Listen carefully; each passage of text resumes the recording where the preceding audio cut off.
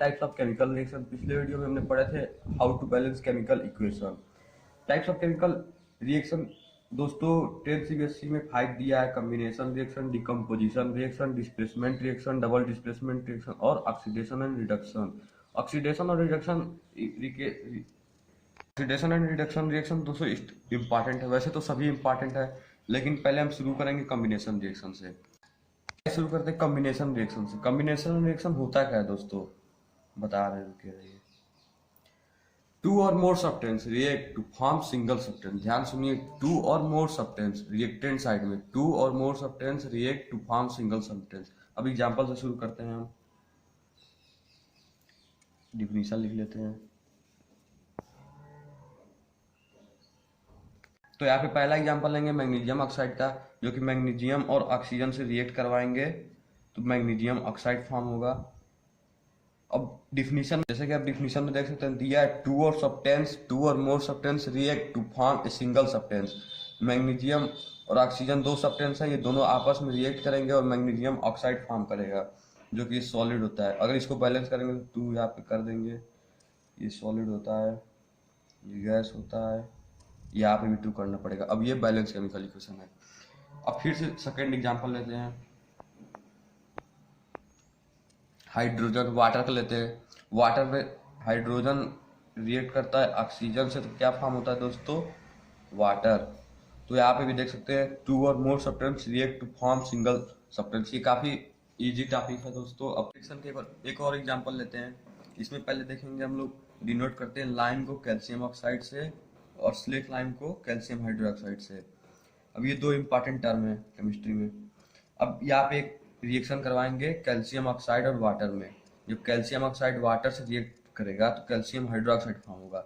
अब तक हमने देखा है कॉम्बिनेशन रिएक्शन में two or more substance react होके एक सिंगल सब्सटेंस बना रहे हैं। इसमें हम लोग देख रहे हैं कि दो कंपाउंड, कैल्शियम ऑक्साइड भी कंपाउंड है, वाटर भी कंपाउंड है, दो कंपाउंड रिएक्ट करके एक सिंगल कंपाउंड फॉर्म कर रहा है।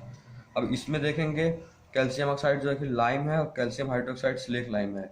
अब इसमें हम लोग एक और चीज देखेंगे कि व्हाइट वॉशिंग में लाइम कैसे यूज करते हैं, क्यूक लाइम, इसको क्यूक लाइम भी बोलते हैं, वॉशिंग के लिए यूज करते हैं।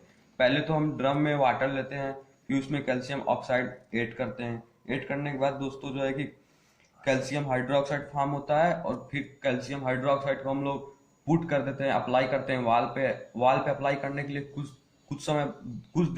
देर तक समय तक छोड़ देते हैं वाल पे, और उसके बाद देखते हैं कि कार्बन डाइऑक्साइड से वो रिएक्ट हो जाता है कैल्शियम हाइड्रोक्साइड। अब इसका हम लोग रिएक्शन करवाएंगे कार्बन डाइऑक्साइड से। तो कैल्शियम हाइड्रोक्साइड को हम लोग जब वाल पे अप्लाई करेंगे दोस्तों, तो ये धीरे धीरे slow action of carbon dioxide से रिएक्ट होगा, जो कि फॉर्म करेगा कैल्शियम कार्बोनेट। और ये दोस्तों कैल्शियम कार्बोनेट शाइनिंग लेयर होता है वाल पे। जैसे आप देखते हैं व्हाइट वॉशिंग होता है तो कुछ समय बाद या मतलब कुछ घंटों बाद वो शाइनिंग लेयर में कन्वर्ट हो जाता है, तो वही होता है दोस्तों, यही प्रोसेस है वो। अब फिर से अगर आपको समझ नहीं आया तो फिर समझा रहे हैं। पहले हम लोगों ने क्या लिया, कैल्शियम ऑक्साइड जिसको हम लोग लाइम बोलते हैं, फिर वाटर से रिएक्ट करवाएं। ये तो पहले बात कॉम्बिनेशन रिएक्शन का हो गया। एग्जाम्पल, कैल्शियम ऑक्साइड लिए, वाटर से रिएक्ट करवाया और कैल्शियम हाइड्रोक्साइड फॉर्म हुआ, जिसको हम लोग स्लेट लाइम भी बोलते हैं। इसमें ये एक्सोथर्मिक प्रोसेस भी है, क्योंकि इसमें हीट रिलीज हो रहा है, गर्म हो जाता है डिब्बा। और उसके बाद कैल्शियम ऑक्साइड को हम लोग ने वाटर में जैसे ऐड किए तो कैल्शियम हाइड्रोक्साइड फॉर्म हुआ। और कैल्शियम ऑक्साइड को जब हम कैल्शियम हाइड्रोक्साइड को जब वाल पे अप्लाई करते हैं दोस्तों, वाल पे अप्लाई करते हैं तो कुछ समय बाद जो है कि CO2 से रिएक्ट हो जाता है और एक शाइनिंग लेयर वाल पे बन जाता है, जिसका नाम है कैल्शियम कार्बोनेट। पे आते हैं जो कि डिकम्पोजिशन रिएक्शन है। डिकम्पोजिशन रिएक्शन दोस्तों बिल्कुल ही उल्टा अपोजिट होता है कॉम्बिनेशन रिएक्शन से। हम लोगों ने देखा कॉम्बिनेशन रिएक्शन में two or more substance react to form single substance. ध्यान सुनिए, two or more substance react to form single substance. लेकिन इसमें अपोजिट होता है कॉम्बिनेशन रिएक्शन के। इसमें दोस्तों वन सिंगल सब्सटेंस स्प्लिट्स, ध्यान सुनिए, into two or more substance. Decomposition reaction दोस्तों एकदम उल्टा होता है। रिएक्शन 3 टाइप्स के होते हैं। पहला thermal decomposition, second electro decomposition, third जो कि सनलाइट की वजह से होता है सनलाइट डिकम्पोजिशन रिएक्शन। पहला शुरू करते हैं। अब थर्मल डिकम्पोजिशन, जैसे कि आप हेडिंग देख रहे हैं, थर्मल यानी हीट, डिकम्पोजिशन यानी डिकम्पोज, यानी जो रिएक्शन जो सिंगल सब्सटेंस है वो हीट से डिकम्पोज हो उसी को हम लोग, या हीट से स्प्लिट हो उसी को हम लोग थर्मल डिकम्पोजिशन रिएक्शन लेते हैं। दोस्तों हम थर्मल डिकम्पोजिशन का रिएक्शन का एक एग्जांपल लेते हैं। जब हम लोग कैल्शियम कार्बोनेट को हीट करेंगे तो ये स्प्लिट होगा या डिकम्पोज होगा कैल्शियम ऑक्साइड और कार्बन डाइऑक्साइड में। और देख रहे हैं दोस्तों, ये एकदम बिल्कुल ही अपोजिट है कॉम्बिनेशन रिएक्शन की। टू सब्सटेंस रिएक्ट होकर सिंगल सब्सटेंस बना रहे थे कॉम्बिनेशन में, और इसमें दोस्तों एक सब्सटेंस स्प्लिट हो रहा है टू सब्सटेंस में। तो ये एकदम अपोजिट है। अब एक एग्जांपल एक और लेते हैं इसका। थर्मल डिकम्पोजिशन रिएक्शन का एक दूसरा एग्जांपल लेंगे दोस्तों। यहाँ पे हम लोगों ने लीड नाइट्रेट लिया है जो कि कलरलेस है पहले से। इसको हम लोग डिकम्पोज करेंगे या हीट करेंगे। जब हीट करने पे डिकम्पोज होगा लीड मोनोऑक्साइड जो कि पीबीओ का सिंबल होता है उसका, उसके बाद नाइट्रोजन मोनोऑक्साइड और उसके बाद ऑक्सीजन। यहाँ पे ध्यान देने वाली बात यह है कि दोस्तों ये इंपॉर्टेंट एग्जांपल है, सीबीएसई में हर बार आता है। इसमें बस यही पूछता है कि ब्राउन फ्यूम कौन सा गैस निकलेगा, तो यहाँ पे नाइट्रोजन गैस जो कि ब्राउन फ्यूम में निकलेगा। इसके बाद हम आते हैं इलेक्ट्रो डिकम्पोजिशन रिएक्शन में। इलेक्ट्रो मतलब इलेक्ट्रिसिटी से जो डिकम्पोजिशन रिएक्शन स्प्लिट हो, यानी जो सिंगल सब्सटेंस है वो इलेक्ट्रिसिटी से स्प्लिट हो टू सब्सटेंस में। अब उसका हम वाटर का इलेक्ट्रोलिसिस ऑफ वाटर का एग्जांपल लेंगे। वाटर में देखेंगे कि जब हम वाटर में इलेक्ट्रिसिटी पास करेंगे दोस्तों, तो हाइड्रोजन गैस और ऑक्सीजन गैस इवॉल्व होंगे। अब इसका पूरा एक एक्सपेरिमेंट है, उसको हम आपको समझाएंगे अभी करेंगे। इलेक्ट्रिसिस ऑफ वाटर, इसको आपको हम इमेज के द्वारा समझाएंगे। पहले दोस्तों हम लोग ग्लास बॉटल लेंगे जिसको हम बी से डिनोट किए हैं। फिर एक रबर कार्क लेंगे जिसमें 2 होल रहेगा, उसको हम ग्लास बॉटल के नेक पे फिट कर देंगे। फिट करने के बाद दोस्तों उसमें इलेक्ट्रोड भी फिट कर देंगे। इलेक्ट्रोड के ऊपर ग्लास टेस्ट ट्यूब देख रहे हैं आप, टेस्ट ट्यूब फिट करने के बाद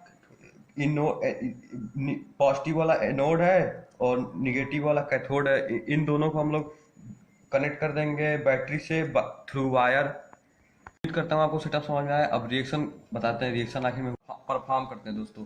इलेक्ट्रिसिटी पास करवाएंगे वाटर में देर तक। इसको हम लोग पूरे अपरेटस को डिस्टर्ब नहीं करेंगे दोस्तों। अगर डिस्टर्ब करेंगे तो एक्सपेरिमेंट सक्सेसफुल नहीं हो पाएगा, तो इसको डिस्टर्ब नहीं करेंगे दोस्तों। तो देखेंगे टेस्ट ट्यूब जो है, अगर देर तक इलेक्ट्रिसिटी पास करेंगे टेस्ट ट्यूब के ऊपर जो इलेक्ट्रोड है एनोड और कैथोड का, उसके ऊपर बबल ऑफ गैस फॉर्म होगा। तो बबल ऑफ गैस दोस्तों फॉर्म होगा क्योंकि डिकम्पोजिशन ऑफ वाटर हो रहा है, इसीलिए बबल ऑफ गैस फॉर्म हुआ है। फिर कुछ देर समय बाद देखेंगे सर दोस्तों, वाटर का लेवल जो है वो फॉल होता जाएगा, कम होता जाएगा, और बबल ऑफ गैस जो है कि टेस्ट ट्यूब के टॉप पे जाके कलेक्ट हो जाएगा।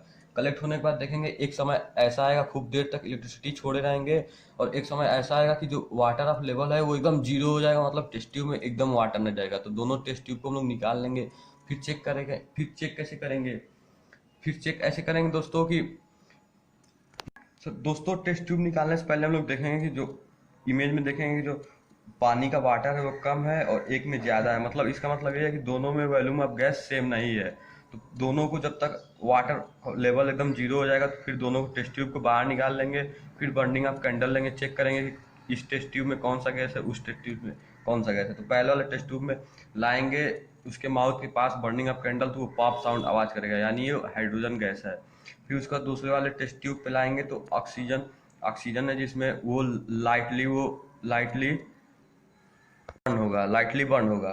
दोस्तों आप इमेज में देख सकते हैं कि जो इलेक्ट्रोड के ऊपर लेफ्ट साइड में जो कैथोड रॉड है, कैथोड रॉड के ऊपर जो है कि जो टेस्ट ट्यूब है उसमें वॉल्यूम ऑफ गैस ज़्यादा है, मतलब 2 पार्ट वॉल्यूम ऑफ गैस है। और पहले वाले में यानी एनोड वाले इलेक्ट्रोड के ऊपर 1 पार्ट ऑफ वॉल्यूम गैस है। ये क्यों दोस्तों? क्योंकि जो वाटर में जो है कि 2 पार्ट ऑफ हाइड्रोजन है दोस्तों, जो कि हाइड्रोजन गैस कैथोड साइड है, और ऑक्सीजन का 1 पार्ट है जो कि एनोड की साइड है। डिकम्पोजिशन रिएक्शन के लास्ट रिएक्शन पे पहुंच चुके हैं, जो कि सनलाइट डिकम्पोजिशन रिएक्शन।